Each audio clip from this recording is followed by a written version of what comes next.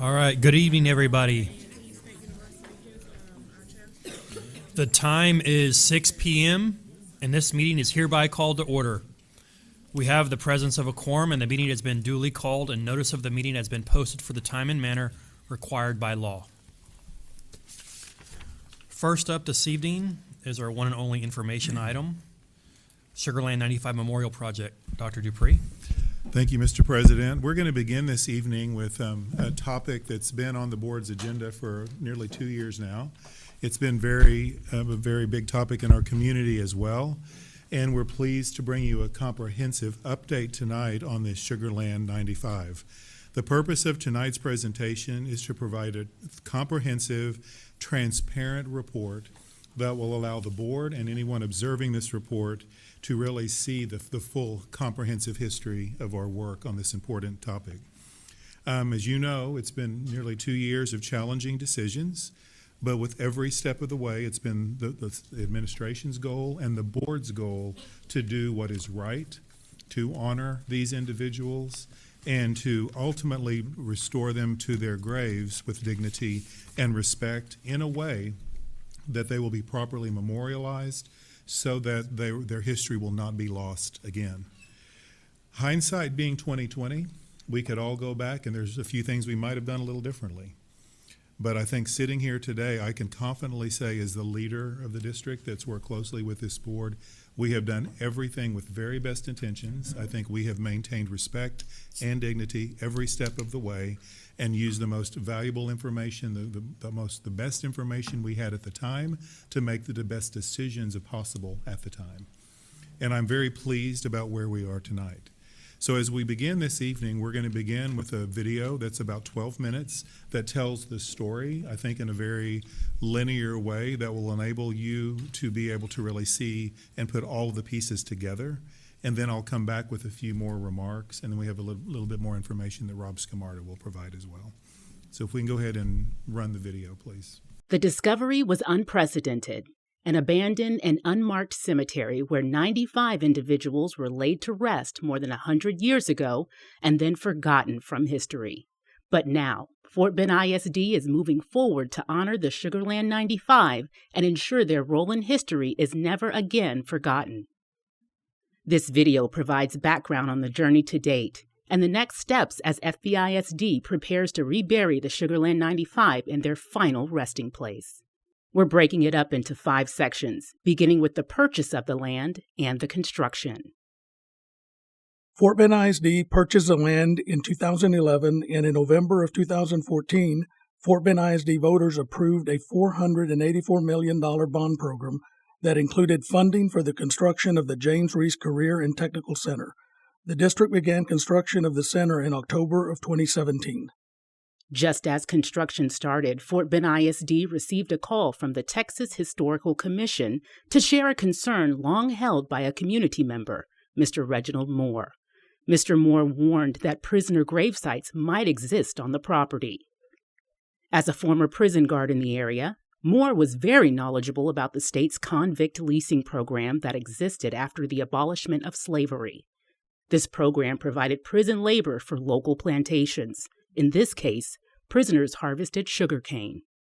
At the recommendation of the State Historical Commission, the district hired an archaeological firm, GOSHAWK Environmental Consulting, to be on site as construction began, just in case a grave was discovered. GOSHAWK archaeologists were monitoring on site beginning in October 2017. More than 4 months passed without any sign of a grave. Then, on February 18, 2018, 3 bone fragments were discovered by a backhoe operator. Test results confirmed that the bones were human bones. At first, we thought we had a single grave or a small family cemetery. As we continued the search, we found more graves and we realized we were identifying the boundaries of a large formal cemetery. There were no markers, no headstones, nothing that would indicate the presence of a cemetery on the James REESE campus. The district halted all construction in the area immediately upon the discovery of the first remains, and then formally notified the contractor to stop all work on the east area of the building on April 5, 2018. As designed, there was a wing of the building, Section E, that was to be constructed in that area. We stopped construction in the area and continued working on other areas of the building. In February 2019, the district decided to revise the original design to eliminate Section E. We also had to modify the site plan to reroute the water line, fire line, and bus drop-offs to avoid the area. The James REESE Career and Technical Center opened in August of 2019 without Section E as originally designed. Earlier, you heard from Rain Clark, who oversaw the teams of archaeologists that carefully excavated the graves and exhumed the remains. His team helped curate teeth and bone samples for isotope analysis and DNA sequencing. From March 2018 to June 2018, working in collaboration with and under the direction of the Texas Historical Commission, his team established the cemetery boundaries. To identify the location of graves, we searched within a 50-foot radius of each identified grave shaft. We extended the investigation 50 feet beyond the cemetery boundary and searched all areas within the investigation boundary, thus establishing the west, north, and east cemetery boundaries. We suspected that the original stream course of Bullhead Bayou formed a natural southern boundary for the cemetery. We excavated across Bullhead Bayou to identify the old infilled stream bed and continued on to the southern terrace. We continued our investigation to be certain no graves had been placed on the south terrace of Bullhead Bayou. Once the cemetery boundaries were established, the district sought and received a court's permission to exhume the remains for further investigation and analysis. During exhumation of the remains, we learned much more about these individuals. All organic material had long deteriorated, but bone material was well preserved. We took into consideration the historical use of the land, the age of the burials based on funerary hardware, and the relative lack of young children and women buried at the cemetery. Our preliminary analysis suggested that the cemetery was associated with a convict labor camp that was operated in the vicinity after the abolition of slavery. This exhumation of the skeletal remains took place over the summer of 2018. The process was meticulous. Teams of archaeologists carefully brushed dirt away from the remains until they could be fully documented and safely removed from the ground. Each of the remains was analyzed by the project bioarchaeologist Katrina Banks Whitley to learn about the conditions these men endured during their incarceration at the labor camp. In some cases, cause of death could be determined. The archaeological team also collected bone and tooth samples for future isotope analysis and DNA sequencing. Extracting genetic material from tooth and bone requires invasive analysis, something the district was not authorized to do. When the district asked the Texas Historical Commission for authorization, the commission was not sure it had the legal authority to grant authorization.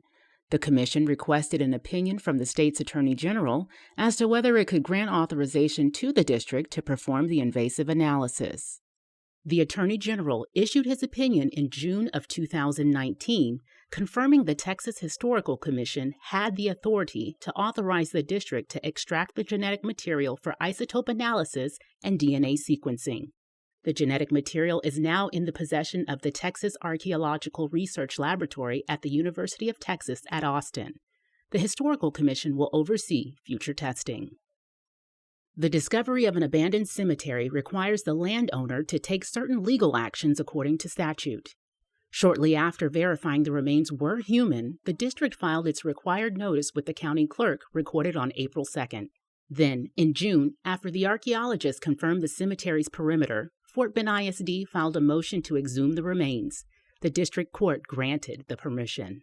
And as the exhumation was underway, the district began discussions with the city of Sugar Land regarding the future reinterment of the remains at the nearby Old Imperial Prison Farm Cemetery, which is a historically associated cemetery, and which the Texas Historical Commission agreed was an appropriate place for reburial. The district was grateful for the city's willingness to support our efforts to reinter the remains nearby. The district finalized the agreement with the city in October of 2018, and then in November 2018 went back to the district court petitioning to reinter the remains in the Old Imperial Prison Farm Cemetery and to remove the cemetery designation so that the district could finish construction of the Career and Technical Center as originally designed. When the court did not grant the petition to remove the cemetery designation, a period of uncertainty followed. The judge then appointed a master in chancery, a decision the district challenged at the appellate court. The appeals court granted a stay, but with these legal matters outstanding, the plan to rebury the Sugarland 95 came to a halt. This period of uncertainty presented the opportunity for the Board of Trustees to revisit the plans for the REESE Center construction. At that time, the board decided the most respectful path forward would include preserving the cemetery and not building Section E as planned.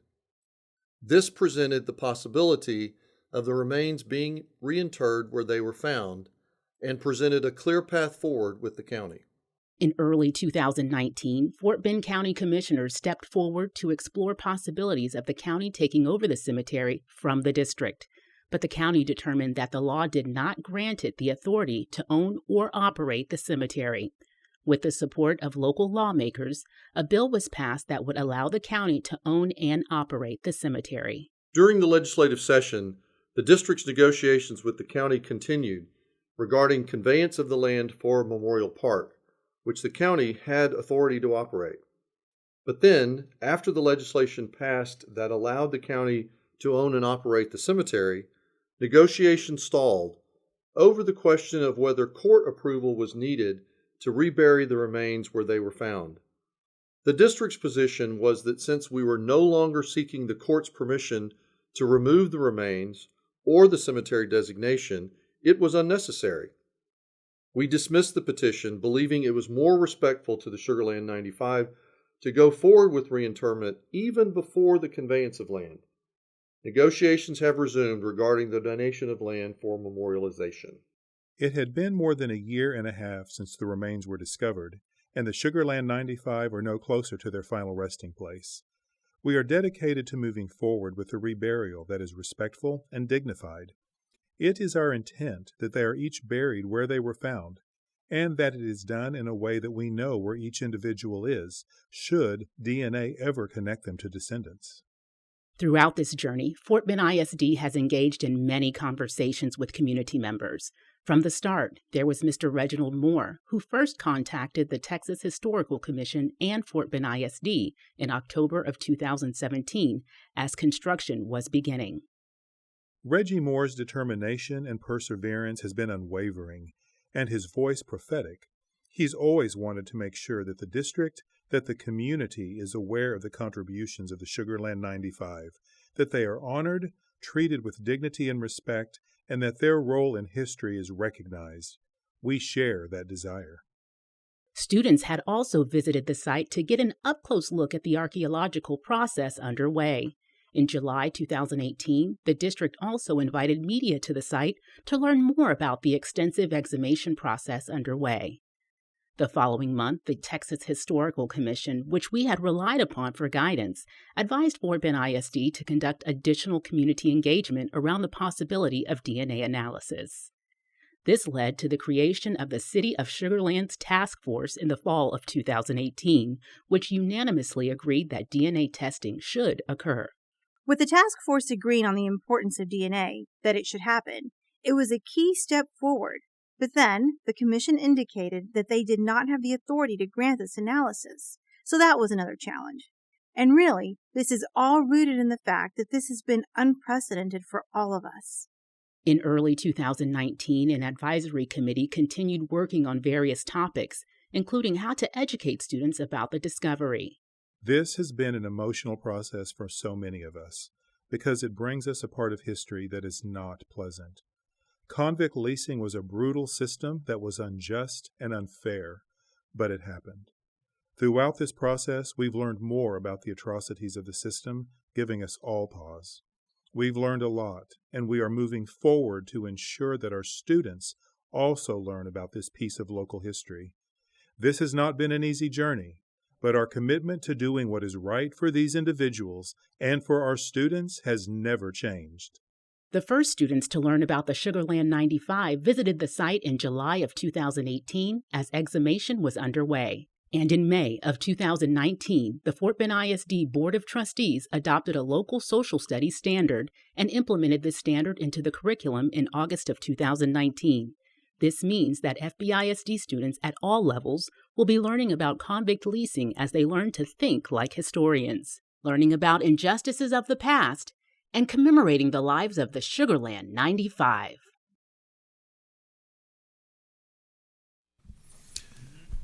So as I noted, the intent of that video was to provide a timeline. As we were planning tonight, we were having trouble organizing in such a way that it could tell the whole story, but I feel like the video has captured the story. There's a few other important issues outstanding, though, that I wanted to share before we kind of continue with the conversation. First, on the agenda tonight for your consideration is, for your review this evening, the agenda review, is a contract for the reinterment services. I'm going to ask Rob to share a little bit more information and detail about that in just a few minutes. But before we get there, I do want to share that the plan at this point is to organize a committee made up of community members to help to plan that ceremony. We want to identify a chair from the community and invite members from the board, representatives of the board of the Convict Labor and Leasing Project, CLIP, as well as members of the FBISD Sugarland 95 Advisory Committee who worked on the memorialization subcommittee. We're going to invite them to join the planning committee because we want this to be a community-based memorial project. We also want to include student voice, projects, speakers, and those kinds of things, so this has a true representative way that the students will be learning and participating, in addition to the community members that have indicated a great interest and desire to participate. The goal, the objective we have is that we want to plan two separate ceremonies, a pre-burial ceremony and blessing, if you will, before we open the first grave and begin transferring the remains into actual caskets. And then once they're all re-entered, then we want to have a second, much larger ceremony that again recognizes all of these individuals, their significance in history, and laying them to their final rest, if you will. And again, both of these would be very open and public services for anyone to come to our community. It would come from our community, so we're going to be very public once those dates are set and getting that word out. I'm going to let Rob. Well, let me think.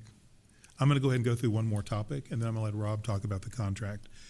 Another topic that is outstanding for us right now is, you've heard reference to DNA testing. There's a lot of work going on. As you know, Tarl at the University of Texas has got possession.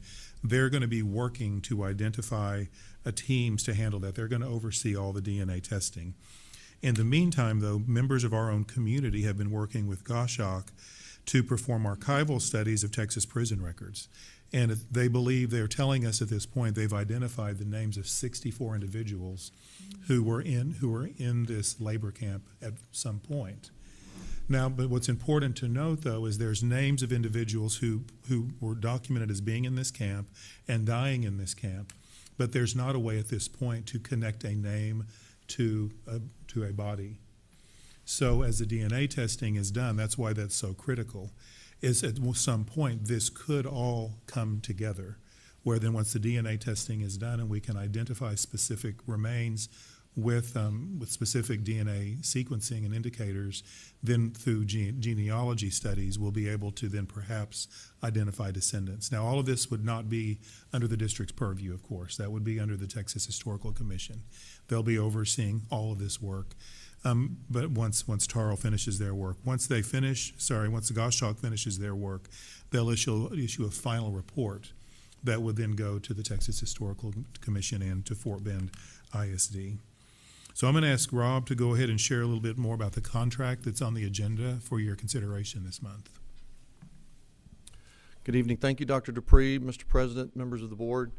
As you will recall, back in July, recognizing that it was the district's responsibility to ensure that the skeletal remains were respected, and it was not a good idea to delay the reinterment any longer, you directed the administration to move forward with plans for reburial. I want to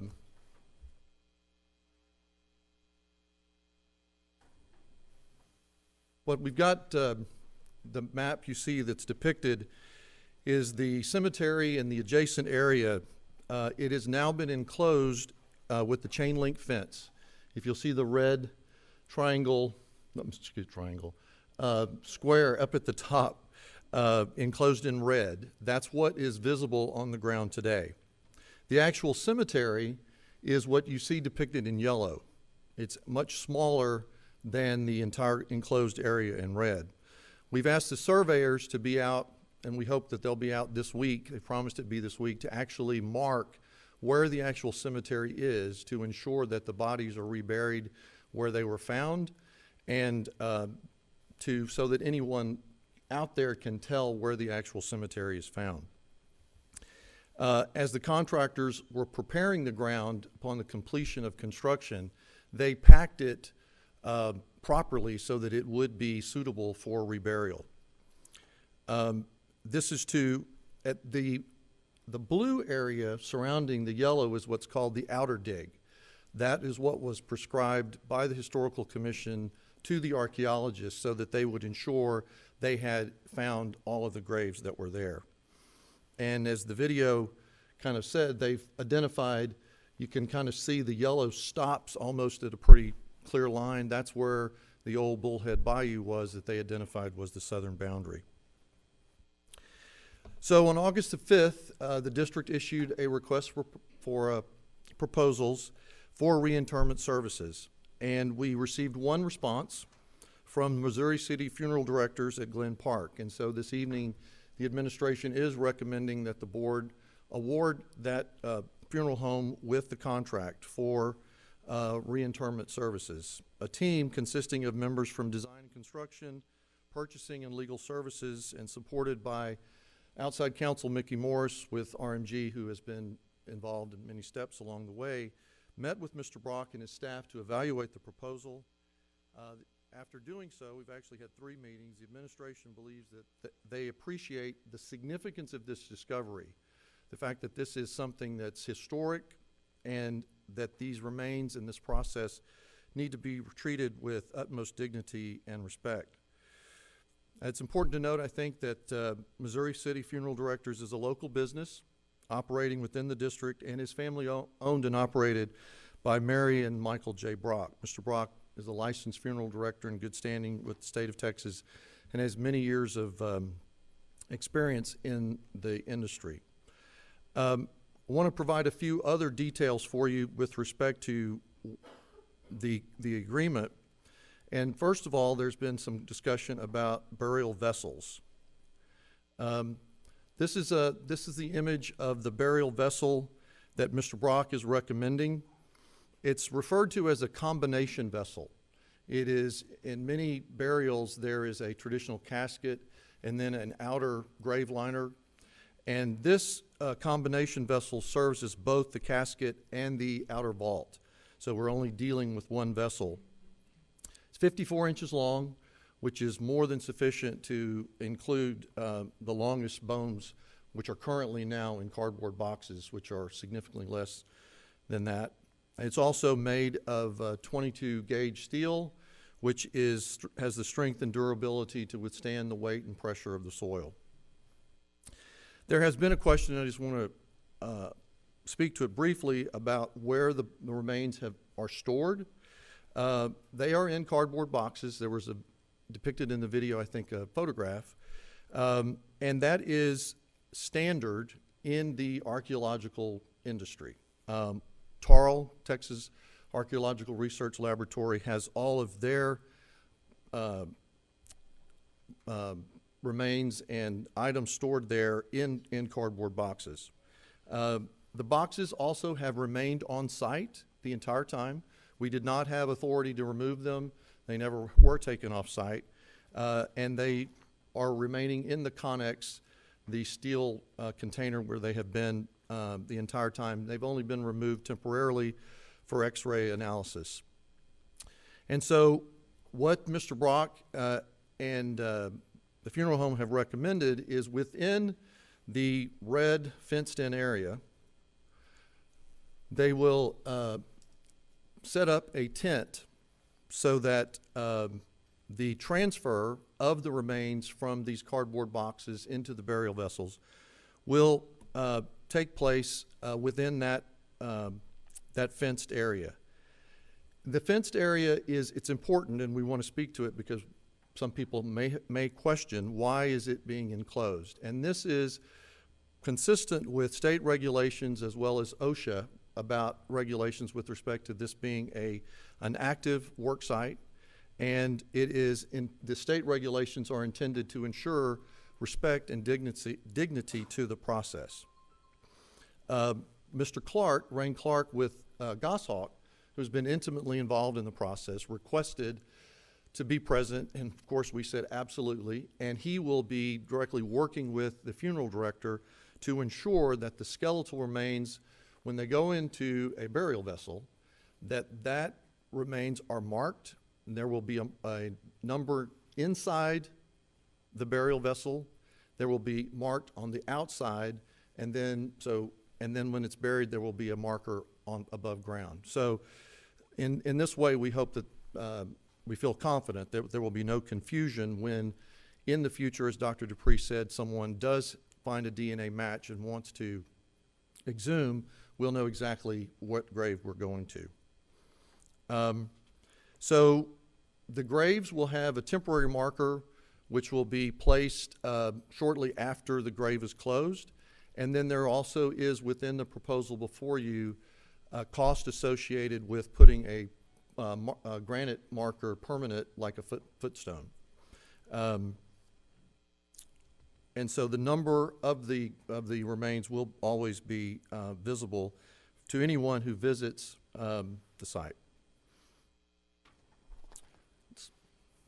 Yeah. Mm-hmm.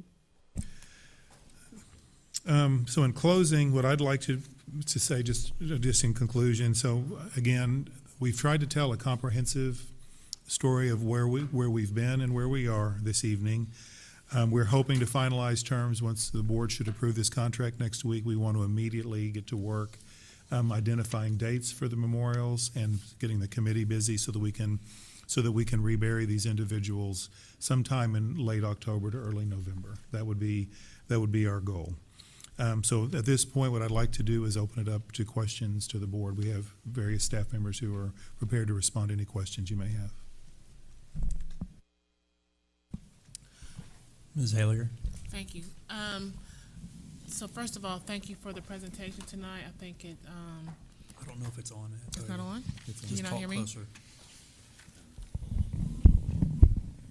Can y'all hear me now? There we go. Okay, thank you. All right, so first of all, thank you all for putting that very detailed presentation together. I think, for those of us who've been going through it over the last year and a half, things seem to have gotten a little, mixed up at times, and this kind of clearly puts the order for this event in place. And so I'm really appreciative of us being able to move forward with these plans. I think the vessels, having the ability to have those vessels, I think the community really wanted to understand the type of vessels that we were going to be using to rebury these bodies, because I think there was a notion that maybe we were skimming in some sorts, on the type of vessels that we were going to do, and I'm glad to know that we were taking in consideration, the steel, I'm not sure if it's that exact vessel that's going to be done. I mean, I can't really see the top of that vessel, but it looks like some Afrocentric carvings on it. I don't know what it means, but I'm interested to see what that looks like. I was hoping that the funeral home possibly was here tonight. Yes. He is here? Okay. And then also, is he here? Mm-hmm. Mr. Brock? Okay. Mm-hmm. So, thank you for coming tonight. Can I ask him a question? Sure. Okay. Do you mind coming to the front, please?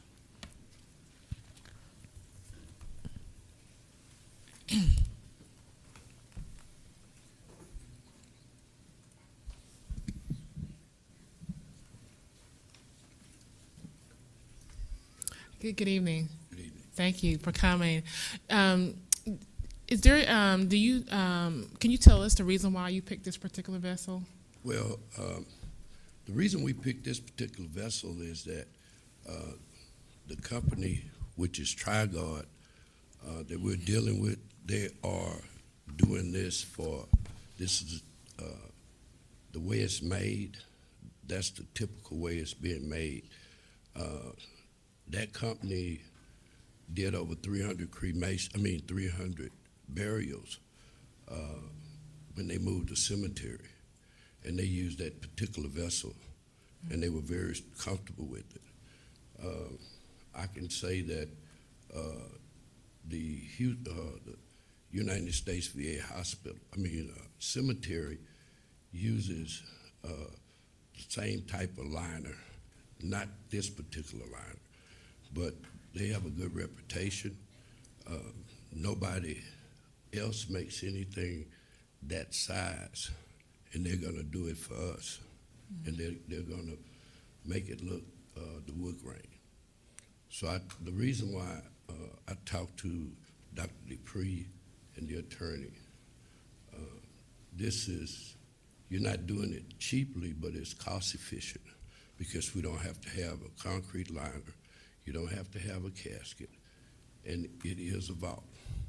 It's a combination, it's casket and vault. Mm-hmm. And then I see the carvings on here. It just reminds me of a sundial in a sense, kind of Egyptian look to me. But so I just kind of wanted to understand, the reasons why we picked this particular vessel, because I think the community, what I've heard was that there was all these options for creating for reburial, and what you're telling me is that it's really limited as well. Well, nobody makes that size vessel, the 4.5 or 4.5 foot vessel, and I think this would be the best thing because you have the long bones. I have not seen the packaging, the boxes that the skeletal remains are in. And if we go into a long bone, which is a femur, we want to make sure that everything is done in a decent and professional manner. And we are going to have to, like I explained to them, once we take possession of them, excuse me, we're going to do, we've got to do powder formaldehyde in them, because if they come back, if you have to have someone to claim them, then you'll have it preserved. They will be kept into a liner, a plastic liner. They'll be marked with a tag inside their vessel. Then we're going to put on the inside of the vessel, we're going to put a name tag or identification markings, unknown, and then the number, and also the grave. Then once it's sealed, it's sealed. It won't, no water or anything will get into it. And it'll be marked on the foot end of it. Right here.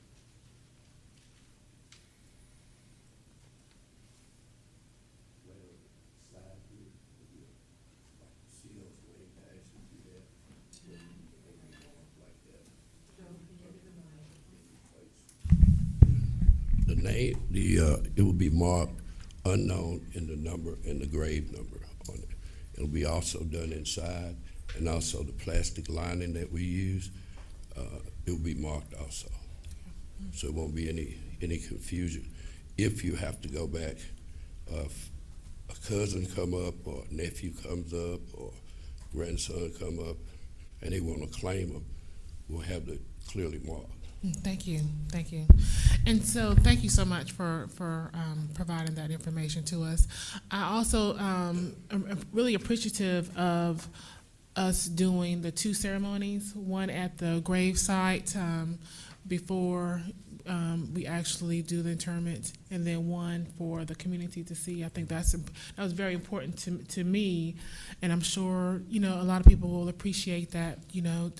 To bless those bodies as they go back, and really truly give them I guess the word I'm looking for is, what do you say? The honor, yes, thank you. The honor that they really deserve versus what I'm sure they didn't have years ago. So I think I have all my questions answered. I am interested to see this community and who's going to be on that community and how that community committee will be selected, and to understand what their role is with those services and how, what they will play in those services. So I'm interested to hear more about that. Thank you, Mrs. Helliger. Mrs. James? Thank you, Mr. Verdeen, and thank you to everybody for the presentation, and Dr. Dupree for your leadership through this time.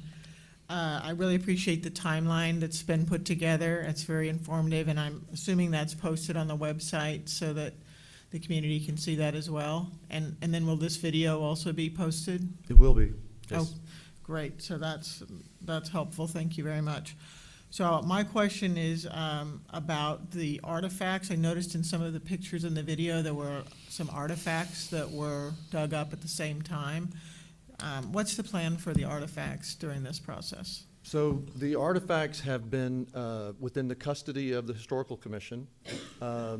Their position, which we have not challenged, is that is theirs. They have ultimate responsibility for it. It is available for use so long as it's viewable by the public. And so we are intending to request from the Historical Commission the right to have some of that available in the CT Center, which we want to put on display. There, as I understand it, 3 containers of that sort of material. So we are hopeful that the Historical Commission will allow that. We just haven't yet had that discussion. Well, I guess we're not quite to that stage yet, but I like that vision of that, because that gives us another touch point for the students to be able to see that as part of their regular routine. So I like that a lot. But I wondered also, did the individuals have things buried with them? Were there belt buckles or anything like that would remain with the individual, with any individuals? So if anything was found within the grave, it will be reinterred with the remains, okay? It's not been taken, okay? My understanding is that there was very little of that. I mean, there are nails and buttons, and there's nothing that's very large, as I understand it. But whatever was found in the grave will be reinterred with the remains. Okay, so that's all been identified with a particular person. Yes. So, okay, that's good. Well, with the number, I mean. Right. I mean, we don't know who with the a certain people are grave, yet, but right. it's with the remains of the person. Right. Okay, thank you. Mhm. Thank you for your thoroughness. Thank you, Mrs. James. And this is Tallsan. Thank you, Mr. Burdine. So I just wanted to follow up. But first of all, I appreciate the video as well. I was the board president a year and a half ago when the remains were first found. And I think Jason and I visited the site together. And does he have show and tell? Oh, good. Okay, so that'll be my last question so that he can come up and show us. And so and this board at all times took the position that we wanted to tread very carefully and ensure that these individuals were treated with dignity and respect. And I know that we have tried very hard to make decisions along those lines. Like you said, Charles, first of all, not everything may have been seen that way, but that it was the spirit in which we made decisions. For me personally, I agree with Addie. I want to make sure that the memorial service is handled appropriately, and by appropriately, I mean appropriate to those who have either similar ancestry or spiritual beliefs or backgrounds and that type of thing. Being a Southern Baptist person myself, there are certain things we do around funerals and around memorial services that are very different than maybe what other people do, and so blessings and those kinds of things are very important.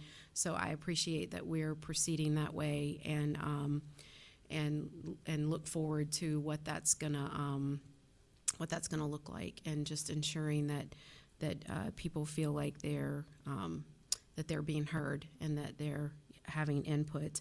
And I also like and would like to support the student portion of it. We are an education system, and I believe there's a lot our students can learn from this. We all can learn from it, but I just, in particular, our students, I like the idea of our students being involved, not only from an educational standpoint with our curriculum, but from looking at the memorial service. I think it's appropriate for us to include students as part of that, and so I like that. And then in closing, would you like to show us what you just brought in? I think we would like to see it. I'd like to correct Mr. Rob. I'd like to correct you on this. When I showed y'all the vessel, it is this poly. They don't make that in a steel. This will not corrode. It does support the earth's load around it, and I'll show you the reason why I selected it, because it was they've had many interments with these units. They also use it as a child unit, but they're gonna make it extra for the district. I did meet with the vice president of that corporation, and he's agreed to do that for us. So I'd like to show you Yes, please. what we have.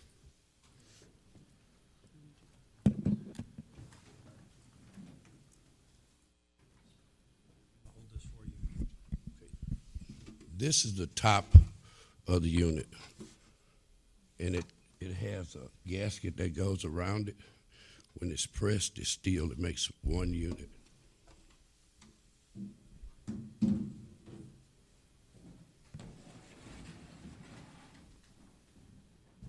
This is the bottom portion of the unit.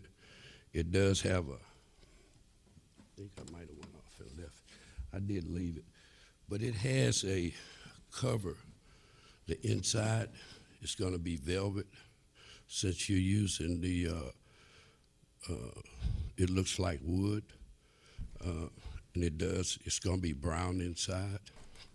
And then this right here, you want, once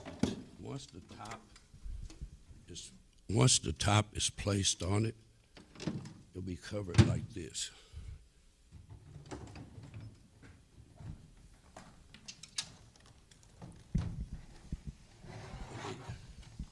And then you won't see the grooves around there.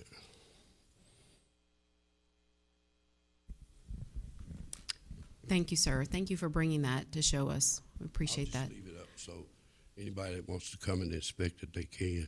And then we've agreed with that we will help to put the memorial services together. I've talked to Mr. Chester Baldwin, Dr. Baldwin.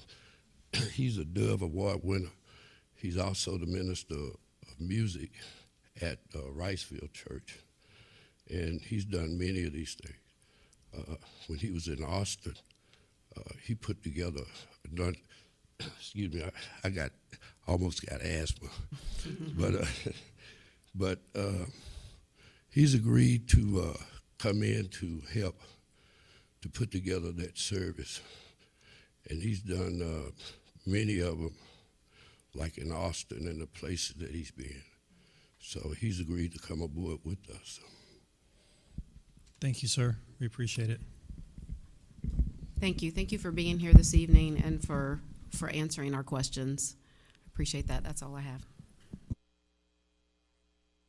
Thank you, Mrs. Tossan. Do we have any other questions before I have just a few here? First, I noticed on the map that we have of the actual grave site, am I understanding that by law we only have to overdig 30 foot and we chose to dig 50? Is that right? Or So we relied upon the Historical Commission to give those directions to the archaeologist. And as you can see, it wasn't exact all the way around. When they got to the southern side where they believed the bayou course was, they actually went across and made like 3 trails and were satisfying themselves that they had gotten to the other side of the bayou. So,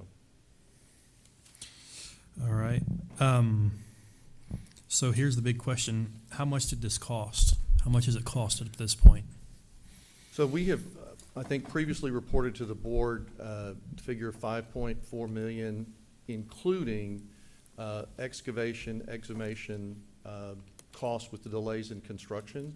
It's about $1.1 million that has gone to GOSHAWK for all of their services with respect to exhumation and excavation, and what we will pay them to complete the report, to close out the permit, which they're required to do. And as Dr.